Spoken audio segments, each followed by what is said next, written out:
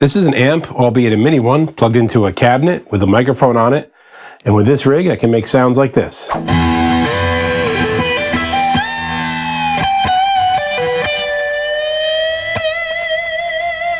This is a thing that digitally recreates amps, and I plug it right into my computer, and it makes tasty sounds like this.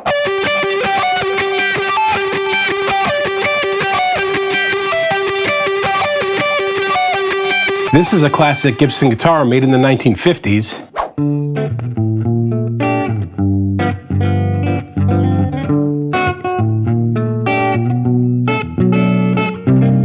This is a guitar built just this year by Kiesel.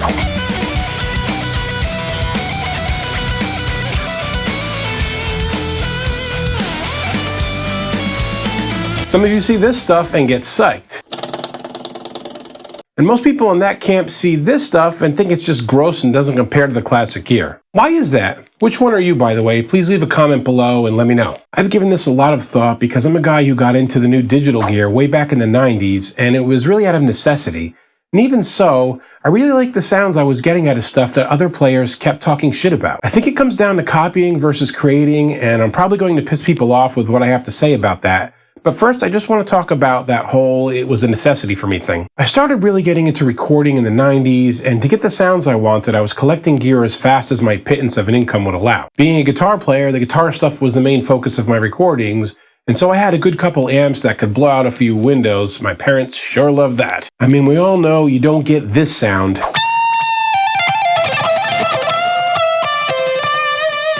out of a tube amp unless you crank the bejesus out of it. My first solution to this was that I took a remnant of a shag carpet and cut it into a shell that I fit over the guitar cab like a sleeve.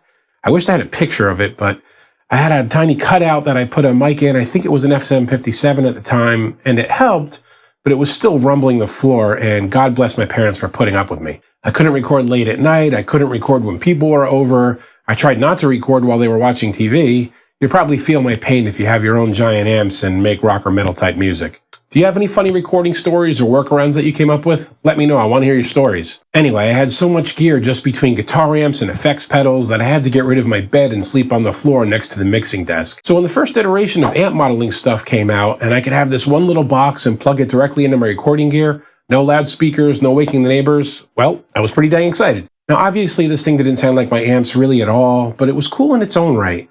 The effects like delay and such were more like the real McCoy, but the distortion and tone was like something new. Actually, I have an old 90s recording of mine. I'll play a piece of it so you can hear that tone from the rolling gear.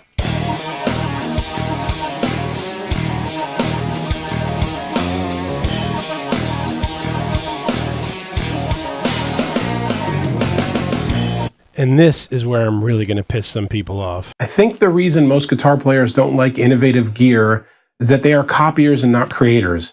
And I don't mean not writing their own music. I mean like they are only pleased by writing something that fits into the box of something else that's come before. Of course, there's something to be said for paying homage to the past.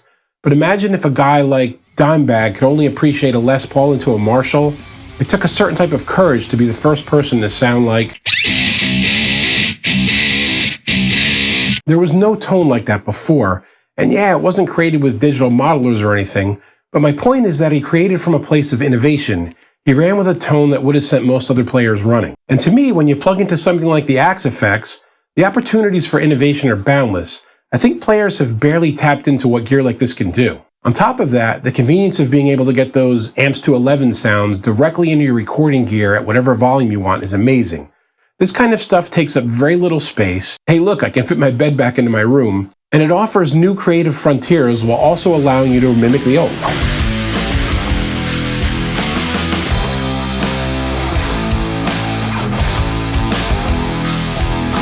And it sounds the same every time you plug it in. Yeah, if you've been recording guitars with a cab and a mic, you know weather can actually affect the tone. And with the digital stuff, you have just about every amp and effects pedal ever made in one freaking box. So I guess I sound like I'm trying to sell you on an Axe effects or Quad Cortex, Kemper, or whatever it is, but this is just my take on it. Play the sound you got and see where it leads you. Don't be afraid of tones that don't fit what you've heard before. Maybe the new sound will launch a whole new subgenre. And if you want to check out the full comparison of amp versus modeler, just click the video showing up on your screen about now, over here somewhere. And until next time, keep making great guitar sounds.